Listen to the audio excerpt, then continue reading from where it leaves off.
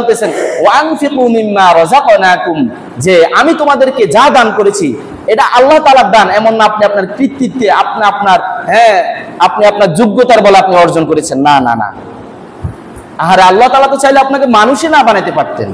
আল্লাহ তাআলা তো লাখ লাখ কোটি কোটি মাখলুকাত রয়েছে, আমরা দু চোখে অনেক কিছু দেখি, গাছপালা, হাঁস মুরগি, গরু ছাগল, কত কিছু দেখি, কিন্তু আমরা দেখি না এমন হাজারো প্রাণী রয়েছে। তো আল্লাহ তাআলা তো এত কিছু বাদ দিয়ে আমাদেরকে তো এগুলা বানান না, আমাদেরকে তো গাছ বানান নাই, আমাদেরকে মুসা তাআলার যত মাখলুকাত রয়েছে, আল্লাহ তাআলার যত সৃষ্টি জীব রয়েছে, তার মধ্যে সর্বোত্তম সৃষ্টিজীব মানুষ হিসেবে আল্লাহ তাআলা আমাকে আপনাকে প্রেরণ করেছেন দুনিয়াতে।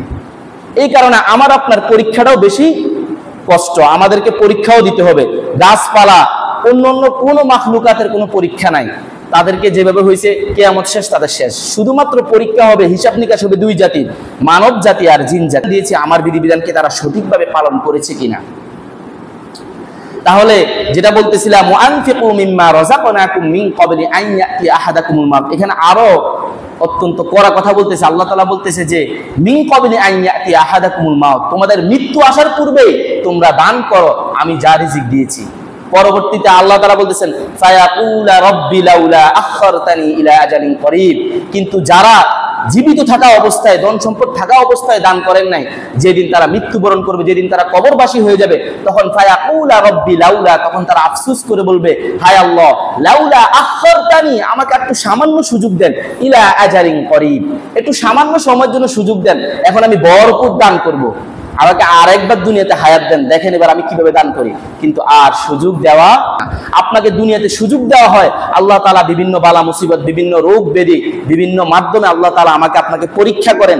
সেই পরীক্ষা যদি আপনি না বুঝেন, তাহলে আর আপনাকে কবরে যাওয়ার পর যতই আপনি আল্লাহ তাআলার নিকট আবেদন করেন, কোনো লাভ হবে না।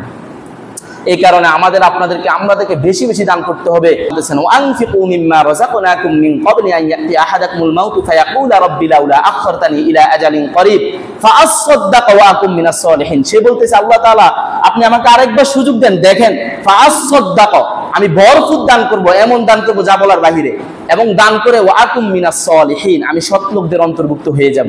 কিন্তু আপনাকে এই সুযোগ আর দেওয়া হবে না, কোনো কিছুই যাবে না, আপনার এই বিল্ডিং, আপনার এই যত কিছু আছে দুনিয়ার ধন সম্পদ কিছুই যাবে না। মাত্র তিনটি জিনিস আপনার সাথে যাবে। একটা হচ্ছে আপনার আমল, আপনি দুনিয়াতে যে আমল করছেন, আপনি নামাজ, রোজা, হজ, যাকাত, দান সদকা করছেন, এগুলো আপনার কবরে যাবে। আর একটা হচ্ছে আপনার নেক সন্তানের আমল, আপনি যদি নেক সন্তান দুনিয়াতে তৈরি করে যান, একজন হাফেজে কোরআন, একজন আলেম, একজন আল্লাহ বিরু লোক তৈরি করে যান, আপনার মাধ্যমে যদি এমন একজন নেক সন্তান হয়, সে নেক সন্তান যত সওয়াবের কাজ করবে সব তার বাবা মায়ের কবরে যাবে।